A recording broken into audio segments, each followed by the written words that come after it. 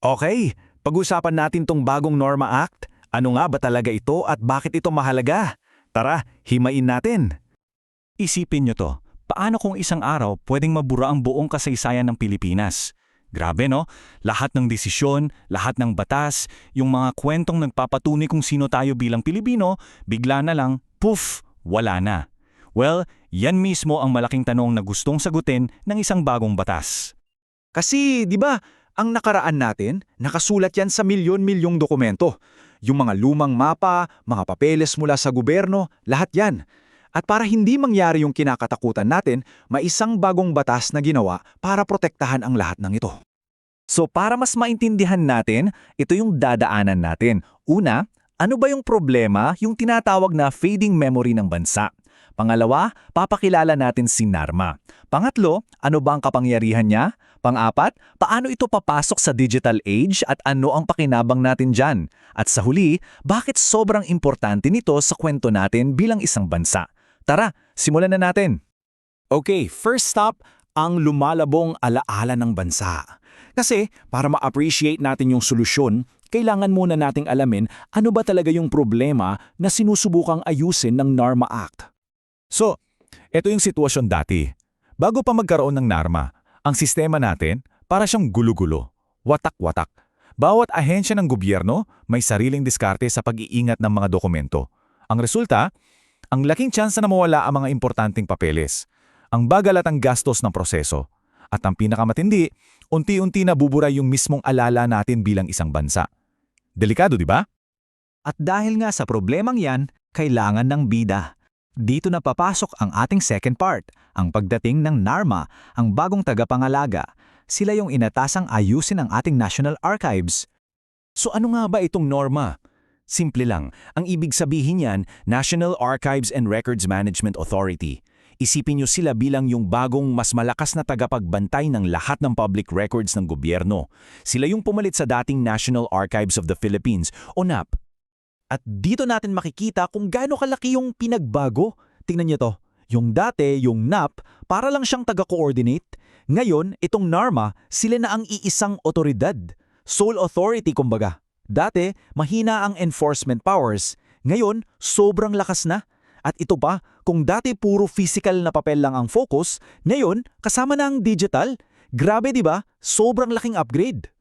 So tanong, sino-sino ba ang kailangang sumunod sa NARMA? Well, ang sagot, halos lahat, as in lahat ng sangay ng gobyerno, legislative, executive, judiciary, pati constitutional offices, mga LGU, GOCC, state universities, at kahit pa mga embahada natin sa abroad, walang lusot.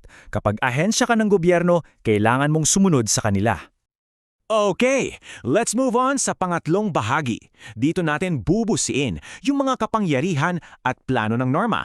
Ito na yung paano nila gagawin ang trabaho nila. At maniwala kayo, may pangil talaga ang batas na to. Tingnan nyo yung mga kapangyarihan nila. Pwede silang mag-set ng rules para sa lahat ng opisina ng gobyerno. Pwede nilang kunin at i-preserve yung mga records na sobrang halaga. At ito ang game changer. Kaya nilang mag-imbestiga, mag-issue ng supina at magpataw ng fines at sanctions. Ibig sabihin, hindi na sila pwedeng baliwalain. So anong ibig sabihin ng lahat ng yan? Simple lang. Binibigyan ng batas na ito ang NARMA ng kakayahan para siguraduhin na ang buong gobyerno, as in, buong gobyerno, ay sumusunod sa iisang unified na plano para alagaan ang national memory natin. At kung may magmatigas at hindi sumunod, ay seryoso ang parusa. Tingnan nyo tong nasa Section 69. Kapag sinira mo o binenta ng iligal ang public records, pwede kang pagmultahin ng kalahating milyon hanggang 1 milyong piso. At kulong pa yan ng 5 hanggang 10 taon. At kung opisyal ka pa ng gobyerno, mas matindi ang parusa. So hindi ito biro. Okay, ika-4 na bahagi na tayo. At ito yung part na siguradong interesado kayo kasi dito natin makikita kung paano tayo direktang apektado nito. Yung digital future at public access. Ano ang pakinabang mo dito bilang isang ordinaryong mamamayan? So, paano ba nito dinadala ang mga records natin sa modernong panahon sa 21st century? Well, una, pinipilit nito ang lahat ng mag-shift to digital. Bawat opisina ng gobyerno required na gumawa ng tinatawag na Electronic Records Management Program o ERMP. Para saan to? Para masigurong yung mga digital files ay 1. Secure, 2. Authentic, at 3. Madaling ma-access. At syempre, kailangan laging updated yung systems nila para hindi na pag-iiwanan ng panahon. At ito, isang numero na dapat ninyong tandaan. 30. 30 taon. Bakit? Dahil yan ang magic number. Pagkatapos ng 30 taon, karamihan sa mga public records ay nagiging open access records na. Anong ibig sabihin nun? Ibig sabihin, pwede mo nang makita yung dokumento. Simple lang ang proseso. Hanapin mo lang sa Public Access Registry, mag-request para makita, at yun na, access granted.